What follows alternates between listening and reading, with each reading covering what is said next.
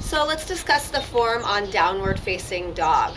We use this a lot to mobilize the clients in the beginning and the end of class, and sometimes we incorporate it into the drill to really remind them of how their core is functioning. So Gentry is going to move forward and she's going to spread her hands out so that her finger bones have a lot of space between them. Most people will struggle with that, and the place that they'll struggle the most is where the index finger and the thumb meet. So this part of their hand really needs to ground down into the mat. Once they've accomplished that, they're going to put their feet hip width apart, and then they're going to tuck their toes under. And before they push up, it's really important that they engage their core. So you'll see a slight change when she engages her core. Now from that point, as though I'm pulling a string here, she's going to rise up and back into her downward facing dog.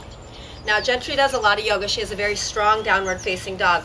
So you see the line between her sacrum and the base of her skull is very straight. She's really using the lift of her belly to pull her up into this and pressing her back into her hands so that she can accomplish the weight into her heels, or more into her heels.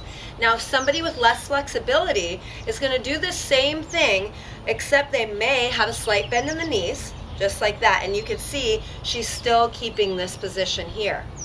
Now they also may have tight shoulders, which won't allow them to get to this position. So if you just gently come a little bit out of that, this would still be an acceptable downward facing dog if they can't press into that due to chest shoulder mobility. Now from here, she's going to come back down to her knees, guiding gently as she shifts forward, shoulders over wrists, and completes her downward facing dog.